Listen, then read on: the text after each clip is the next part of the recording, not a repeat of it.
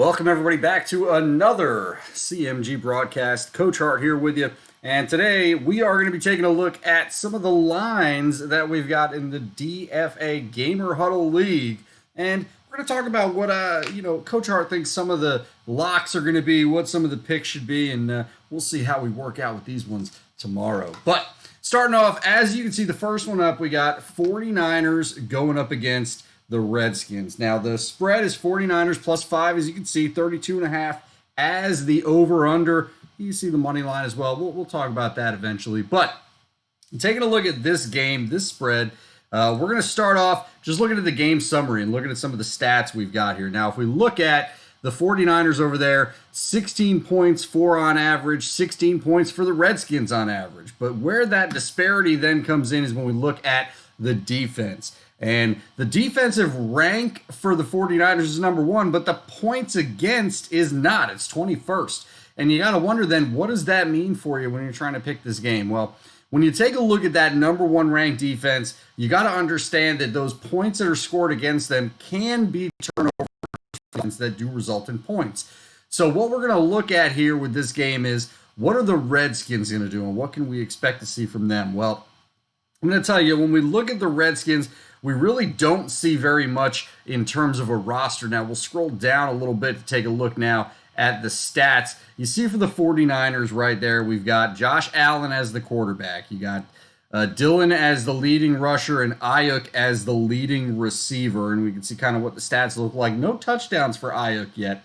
But if we go back to take a look at Josh Allen, the issue for him, obviously, the interceptions. Now, the thing that's going to make you feel good here as a Madden bettor is going to be the fact that Josh Allen is a pretty mobile quarterback. So he should be able to get away in some of those scenarios where there's going to be some issues trying to get away from that pass rush. Now, if we go to the Redskins, we'll take a look and see. We see Kirk Cousins there. Pretty good numbers there for Cousins. 7 touchdowns, 6 interceptions. And then you can see Kerryon Johnson and Lamar Miller leading the way on the ground.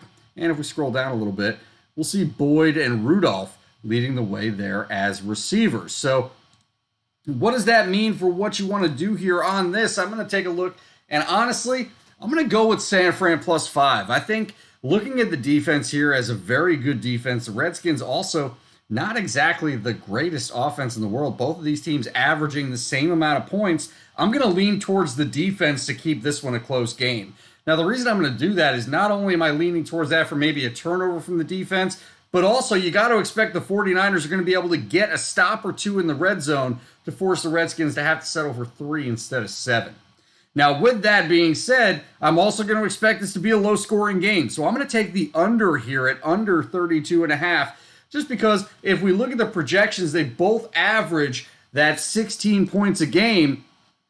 And if we scroll up here, we'll see you would expect a 32-point total. Well, with that being said, the great defense that San Fran is going to be bringing to this one, I'm going to expect them to get maybe an extra stop or two. Now, with that being said, we're also hoping that they don't end up converting some points on the defensive side in the form of a pick 6 or a fumble, scoop, and score. But I'm willing to take that risk. And I think, like I said, San Fran on the plus 5. So if we go back and take a look at the lines, San Fran on the plus 5, the under 32.5, and I think San Fran is actually going to be able to come out and win this game. They've been playing very well lately. I think this is the underdog of the day. I'll take that plus 180 out of these picks that we're going to talk about. Now, we have another underdog we like, but we'll hold on to that one for you until later. Now, plus 180, that's a good number to be getting, especially when you can offset and hedge your bet a little bit with that plus 5. So, like I said, plus 5, under 32.5, and then take the Redskins or take the 49ers to win outright over the Redskins with that plus 180. That's always going to help boost that a little bit. Now, the next one that we're going to go to is Jaguars versus Bengals. Now, when we take a look at Jaguars versus Bengals here, we'll pull up the game summary that we've got for you.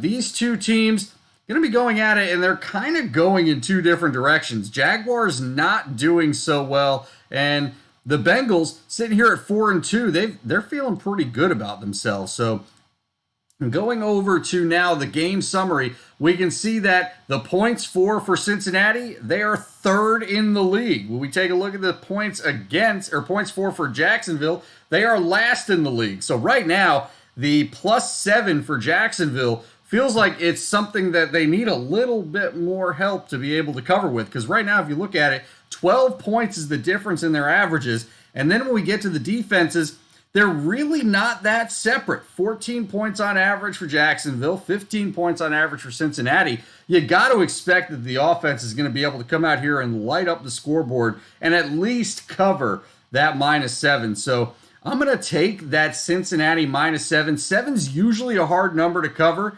but taking a look at what we've got just for the stats, the Jaguars have a good team. I'm not going to say they don't. You got Melvin Gordon back there with Tariq Cohen and Baker Mayfield. That's a good backfield to have. Robbie Anderson on the outside, not a bad one, but there's really not very much else helping them. And if we look at the Bengals, you got terrific Tom Brady, who, as a Jets fan, I can tell you never want to bet against. And then he's got Le'Veon Bell and Jones the second there in the backfield with him, another great two-headed monster. And then some great easy targets for him to throw to in the form of Edelman, Olsen, Cobb. I mean, and then obviously Jones there as well. This prolific offense, I think, is going to be a hard one for this Jacksonville team to come out and stop. So if we go back and take a look at what we've got for those, I'm going to take the -7 for Cincinnati. I think they'll easily cover. I'm going to take the over 35 as well. I don't necessarily think Jacksonville's going to score a lot, but I think Cincinnati will. And I think they'll be able to cover. And even though -300 is not going to get you a lot of money, I'll take that as the money line if you want to bet the money line in this one.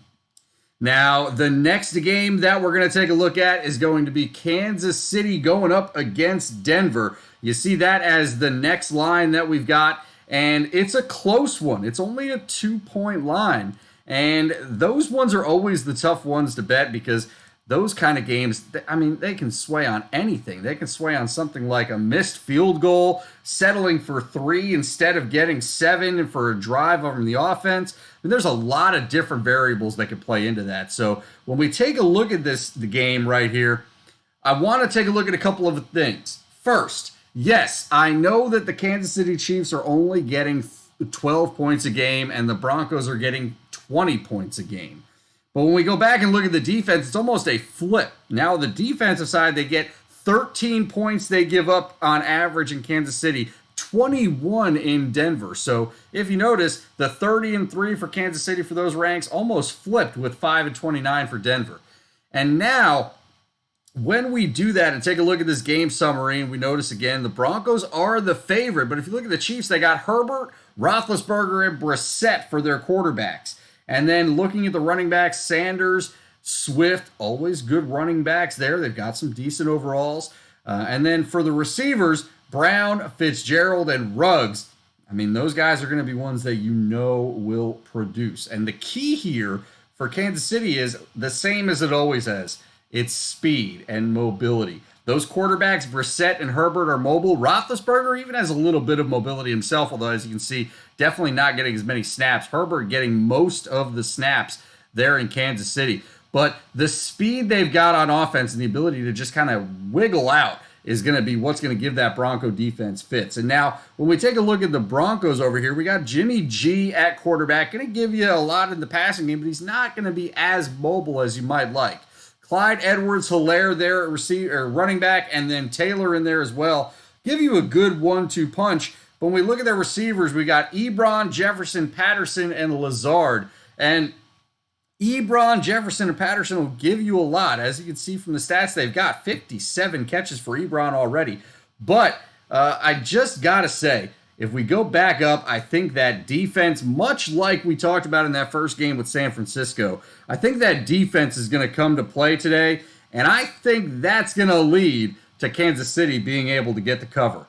Now, even though I think the defense is going to show up, I think there's going to be some points scored in this game, and I think a defensive score from Kansas City is really going to be what decides this one. So with that, I'm going to take another underdog today, and I'm taking Kansas City with the money line. I think plus 110 is a good number. Now, if you want to hedge your bets, a very good option is taking the Kansas City plus 2 and then taking the Denver line at minus 130. not a bad call at all. Now, obviously, you won't win as much unless they both somehow cover. In other words, unless the Broncos win by 1 point. But it does at least allow you to hedge your bets and really have a win-win in that situation. Now, the next game that we're going to take a look at is a little more down the line, and we're going to see the Tennessee Titans going up against the San Diego Chargers. Now, and actually, let me come back for a sec. Nope. We're going to go with the Chargers and the Titans going up here. And this is going to be the last game that we talk about before we get a little bit into that Vikings-Lions one. But when we get to this Chargers-Titans game, this one I think is going to be a good one. Now, good one for Tennessee Titans fans. The Chargers really have not been doing so well this year. They're the 7-point underdog for a reason. And if we take a look at this game preview that we've got, we can see that the Chargers only scoring 14 points a game, but they're giving up 22. Now, when you look at the flip side, Tennessee scoring 18 and only giving up 14. Now, when you see these kind of numbers where the defense wins and the offense wins, in other words, what I'm saying for Tennessee is they average more points on offense than the Chargers do, and they give up less than the Chargers do. That's a win-win. You've got to think that pattern is going to keep playing out, and that Tennessee is going to be able to take this one pretty easily. So with that, I'm going to take Tennessee on that -7. Let's go back over to that. I'm going to take the Tennessee -7.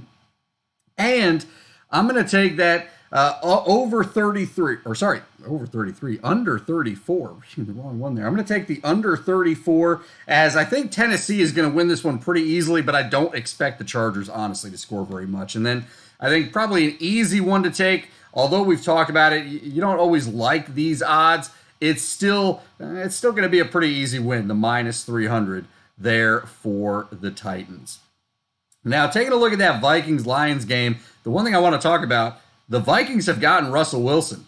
So you got to remember, this is the first game with Russell Wilson, and even though they may not have been playing as well, if we take a look at this one, I'm gonna have to say, I love a team getting not only a mobile quarterback, but one that is as good as Russell Wilson. And it's going to be really hard to look the other way on this one. So if we go over to the game here, we see 18 points average for the Vikings, 19 points average for the Lions. Then you look at the defenses, last in the NFL for the Vikings, second in the NFL for the Lions. But I think the big difference here is going to be the addition of Russell Wilson. Sam Darnold has been the quarterback. And I think a big part of that 32nd ranked scoring defense is that Sam Darnold has not played extremely well. I think Russell Wilson's going to do much better.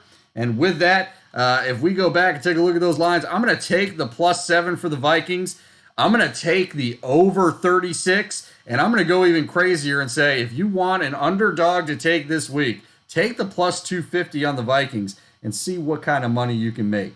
Now, obviously, we could always offset these by betting the Lions, but I will say with that -300, not much of an offset or a hedge that you'll get from that bet. So either go all in with the Vikings or at the very least take that +7. I think that +7 going to be a very good win for you when all this one is said and done.